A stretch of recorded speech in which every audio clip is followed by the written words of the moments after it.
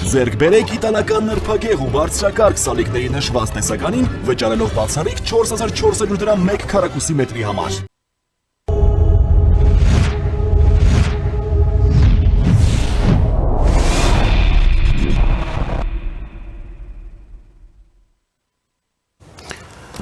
Մեր եթերը շարունակվում է պատերազմը Իրանի և Իսրայելի մասնակցությամբ, շարունակվում է իսրայելական ագրեսիան Իրանի նկատմամբ և Իրանի պատասխան գործողությունները և այս իրավիճակում շատ դժվար է իրականում տալ ինչ-որ վարկած, հստակ վարկած, թե ինչպես կարող է շարունակվել այս պատերազմական գործողությունները և ինչով սա կարող է ավարտվել, որովհետև վարկածները շատ են և նույնիսկ մասնագետները, մարդիկ, ովքեր որ զբաղվում են մերձավոր արևելքով և Իրանով, Իսրայելով, ինչպես հայտնի է, մերձավոր արևելքը շատ մի յուրահատուկ տարածաշրջան է, որտեղ միշտ այնպես է ստացվել, եղել են պատերազմներ և մենք տեսնում ենք, որ այդ պատերազմները անվերջ չեն։ Փոփոխվում են կառավարություններ, փոփոխվում է իրավիճակ, բայց պատերազմները շարունակվում են և այս առումով փորձել տալ ինչ-որ հստակ կանխատեսում, թե ինչով կարող է ավարտվել այս պատերազմը և ընդհանրապես երբ կարող է այդ պատերազմը ավարտվել, այսօր կարծում եմ որևէ մեկը չի կարող իրականում։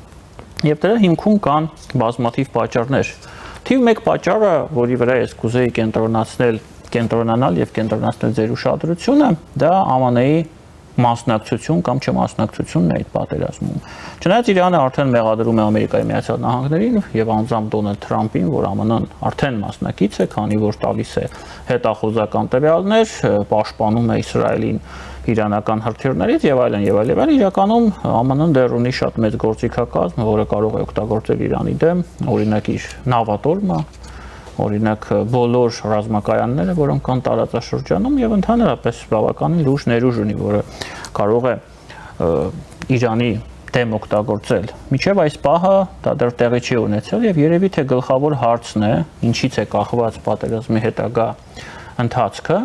եւ ընդհանրապես երբ կավարտվի այդ պատերազմը, դա ԱՄՆ-ի մասնակցությունն է եւ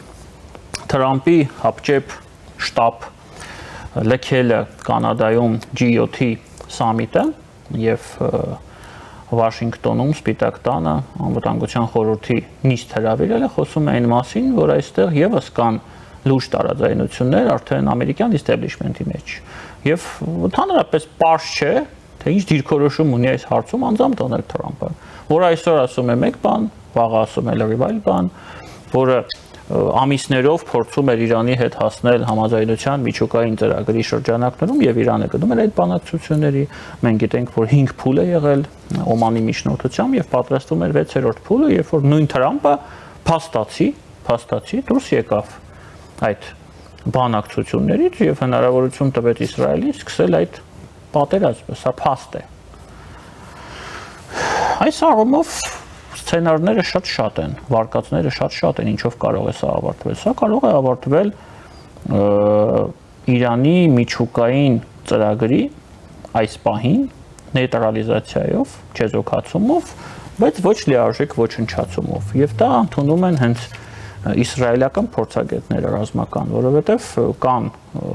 օբյեկտներ, որոնց հնարավոր է ոչնչացնել միայն ԱՄՆ-ի մասնակցության շնորհիվ, որովհետև ԱՄՆ-ն է միակ երկիրը այսօր աշխարհում, որը ունի այդպիսի զենք, որը կարող է հասնել այդ միջուկային, այսպես ասեմ, ապաստարաններին եւ այն նրանց ոչնչացնել։ Իսկ ԱՄՆ-ի մասնակցության հարցը շարունակում է մնալ հարցականի տակ այս պահին։ Այստեղից հարց է առաջանում, ինչ նպատակներ էր հետապնդում Իսրայելը հարձակվելով Իրանի վրա առանց ԱՄՆ-ի։ Իսրայելացի փորձագետները նորից հղում եմ անում իրենց վրա, նշում են, որ այսպես թե այնպես Իսրայելը պետք է հարձակվեր Իրանի վրա, որովհետև Իրանը հասել է մի վտանգավոր կարմիր գծին,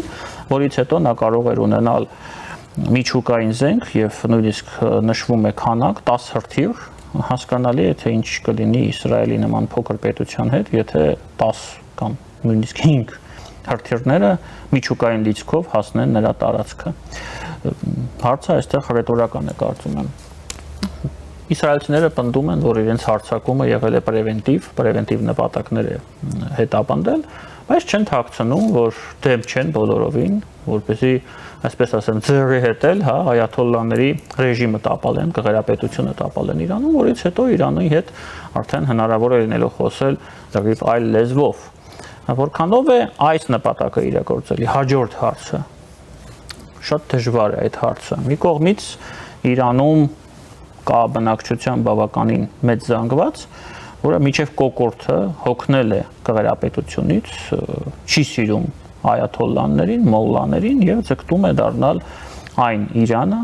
գոնե այն Իրանը, որ այն եղել է միջև 79 թվական։ Եվ այստեղ շատ կարևոր հարց է առաջանում։ Իսկ ինչ զանգված, մարդկային զանգված կա Իրանում, բնակչության զանգված, որը ձգտում է եւ ցանկանում է ապրել այսօրվա կղերապետության պայմաններում։ Ես կարծում եմ, որ կան նաեւ այդպիսի մարդիկ, շատ դժվար է խոսել կոնկրետ քանակի մասին, կոնկրետ տոկոսների մասին, երբ որ մեծ հաշվով Իրանում չկան սոցհարցումներ եւ չկան հստակ տվյալներ,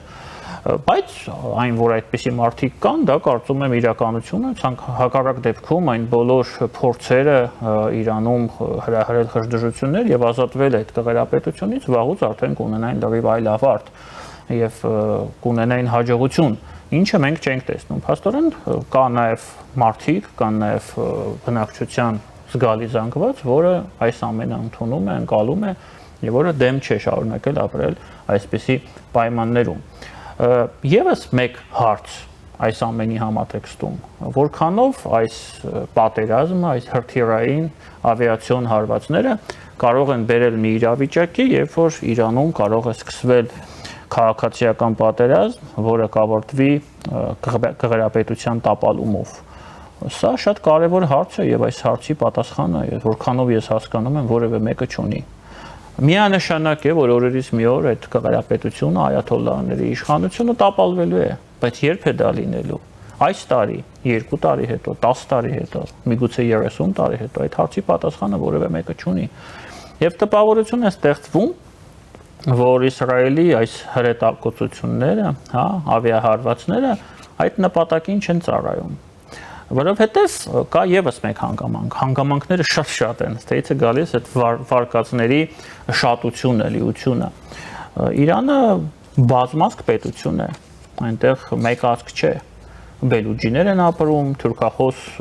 ադրբեջանցիներ են իրենց կոչում, թուրքախոս ադրբեջանցիներ են ապրում, քրդեր են ապրում, եւ սա իր մեջ մի կողմից պարունակում է սեպարատիզմի ինչ որ հիմքեր եւ հնարավորություններ, ինչպես դա շատ է քննարկվում, բայց կա նաև երկրորդ կողմը, ցանկացած մեդալ ունի երկու կողմ, որ հենց այդ փաստը կարող է բերել նրան, որ ոչ մեկին ձեռ չի տալը, որպեսզի Իրանը մասնատվի։ Օրինակ, այսպիսի մի հարց, հռետորական հարց։ Արդյոք Թուրքիան կուզի, կձգտի դրան, որ Իրանը մասնատվի եւ այնտեղ առաջանա Քրդիստան, քրդական ինչ-որ պետություն, որը միանգամից կձգտի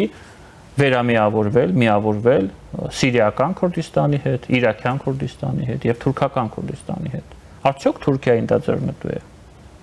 Հարցը հռետորական է։ Արդյոք դա ձեռնտու է Սիրիայի ղեկավարությանը։ Այնպես որ հարցերը բազմաթիվ են եւ միանշանակ չէ, որ բոլորին պետք է, իհարկե, բացի Իրանից, որ Իրանը քայքայվի, մասնատվի եւ գոյություն չունենա այն տեսքով, որը նա գոյություն ունի վերջին առնվազն մի քանի 100 տարվա ընթացքում։ Եվ այստեղ եւս մեկ հանգամանք։ Իրանը ունի շատ լուրջ պետականության հիմքեր։ Եվ լինելով կրոնապետություն, այդ հիմքերից չի հրաժարվել, եւ սա էլ է շատ կարեւոր։ Ժամանակին այաթոլլա Հոմեյնեին շատ էր խոսում, որ ամենակարևորը դա կրոնն է, դա մուսուլմանությունն է, եւ այստեղ ազգայինը գնում է երկրորդ պլան։ Ես չեմ կարծում, որ այսօրվա Իրանի ռազմաքաղաքական էլիտան այդպես է կարծում, եւ սա էլ է շատ կարեւոր մի հանգամանք։ Այնպես որ խոսել այսօր միանշանակ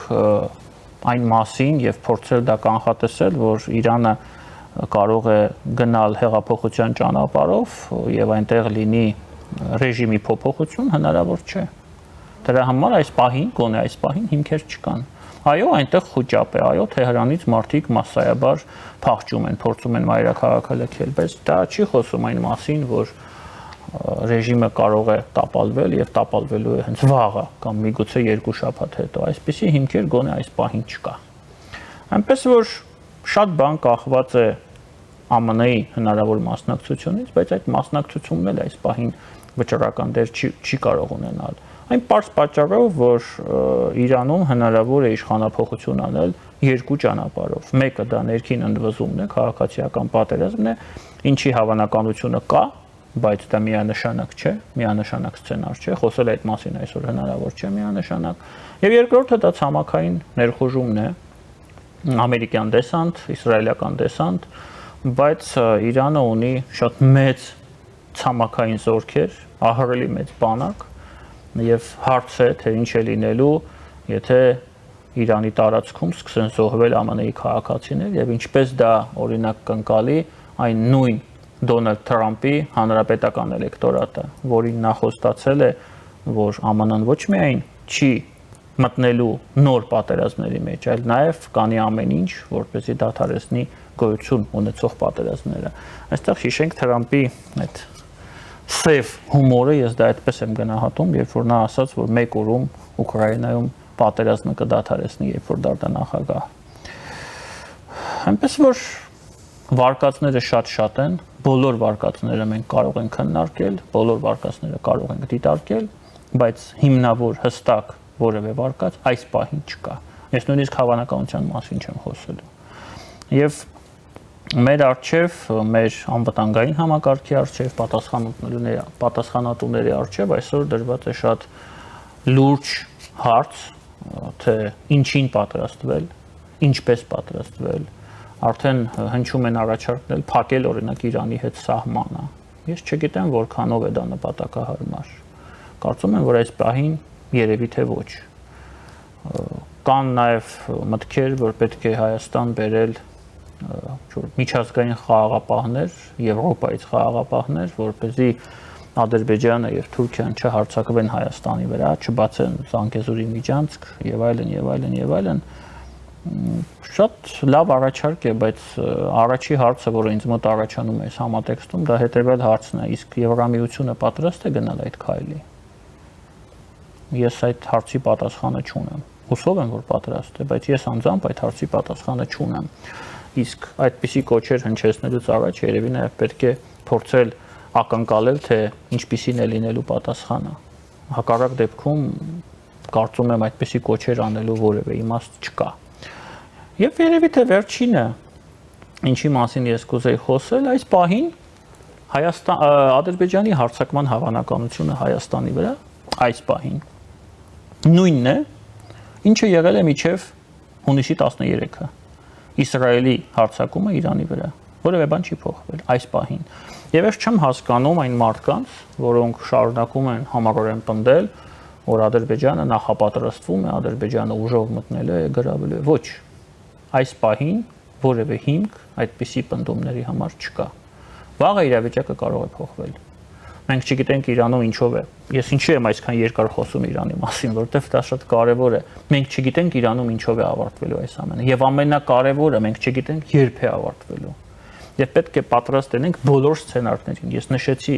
այդ սցենարները, իրականում կան նաև այս սցենարներ, ուղղակի ժամանակը թույլ չի տալիս, որ միջև 1 տասնյակ սցենար գոյություն ունի։ Գոնե ես այդ 1 տասնյակը տեսնում եմ։ Ես նշեցի ամենահավանականները։ Ըստ այդմ խոսել Ադրբեջանի հարձակման մասին Հայաստանի վրա այս պահին ես կարծում եմ անշնորհակալ գործ է, որովհետև հիմքերը չկան։ Խոսացողները թող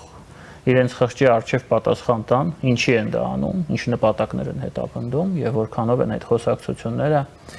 նպաստում Հայաստանի իրական անվտանգության մակարդակին։ Իրական։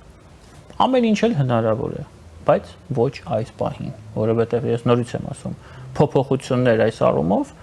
հունիսի 13-ից առ այսօր չկան։ Հնարավոր է լինեն մոտակա օրերին, բայց այս պահին չկան։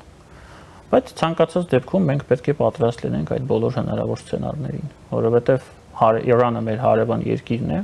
մեր հարավային սահմանները Իրանի հետ են, եւ շատ բան է կախված նրանից, թե ինչ է լինելու Իրանի հետ, ինչպիսի զարգացումներ են լինելու եւ ինչ է այդ ամենը խոստանում մեզ։ Եվս մեկ հանգամանք եւ այսքանով այսօր ավարտենք։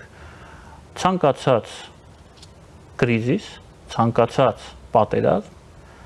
իր մեջ ցանկացած մարտահրավերներ, բացի վտանգներից իր մեջ պարունակում է նաև հնարավորություններ։ Եվ դրա մասին էլ մենք պետք է միշտ հիշենք։ Քիչ անց մենք կվերադառնանք տաղավար եւ կշարունակենք մեր աշխատանքը առաջինի եթերում։